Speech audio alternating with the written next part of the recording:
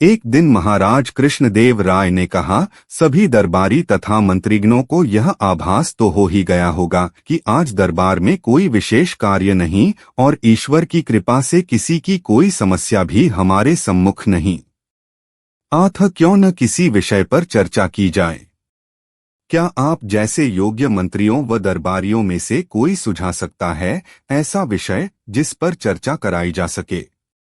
तभी तेनालीराम बोला, महाराज, विषय का निर्णय आप ही करें तो अच्छा होगा। महाराज ने कुछ सोचा और फिर बोले, जैसा कि आप सभी जानते हैं कि क्षत्रिय, वैश्य, शूद्र तीनों वर्ग ब्राह्मण को पूजनीय माने। सभी दरबारियों व मंत्रियों को महाराज का यह प्रश्न बेहद सरल प्रतीत हुआ। इसमें कठिनाई क्या है महाराज? ब्राह्मण गाय को पवित्र मानते हैं। गाय जो कामधेनु का प्रतीक है, एक मंत्री ने उत्तर दिया। दरबार में उपस्थित सभी लोग उससे सहमत लगे। तभी महाराज बोले, तेनालीराम, क्या तुम भी इस उत्तर से संतुष्ट हो या तुम्हारी कुछ अगल राय है? तेनालीराम हाथ जोड़ते हुए विनम्र भाव से बोला, महाराज, गाय को तो सभी पवित्र मानते हैं, चाहे मानव हो या देवता, और ऐसा मानने वाला मैं अकेला नहीं, हमारे विद्वान की राय भी कुछ ऐसी ही है। यदि ऐसा है तो ब्राह्मण गौचर्म, गाय की खाल से बने जूते चप्पल क्यों पहनते हैं?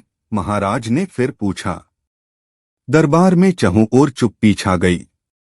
दरअसल महाराज ने जो कुछ भी कहा था वह बिल्कुल सच था। इस प्रश्न का उत्तर किसी के पास न था। सबको चुप देख महाराज ने घोषणा की, जो भी उनके इस प्रश्न का संतोषजनक उत्तर देगा उसे 1000 स्वर्ण मुद्राएं पुरस्कार स्वरूप दी जाएंगी। 1000 स्वर्ण मुद्राओं का पुरस्कार दरबार में उपस्थित हर कोई लेना चाहता था, लेकिन प्रश्न का उत्तर कोई नहीं जानता था। सभी को चुप बैठा देख तेनालीराम अपने आसन से उठते हुए बोला, महाराज, ब्राह्मण के चरण पैर बेहद पवित्र माने जाते हैं, उतने ही पवित्र जितना कि किसी तीर्थ धाम की यात्रा। अतः गौचर्म से बने जूते चप्पल पहनने से गायों को मोक्ष मिल जाता है। गलत तो हर हाल में गलत है। महाराज बोले, गौचर्म से बने जूते चप्पल पहनना जायज नहीं कहा जा सकता, फिर चाहे पहनने वाला ब्राह्मण हो या किसी अन्य वर्ग का।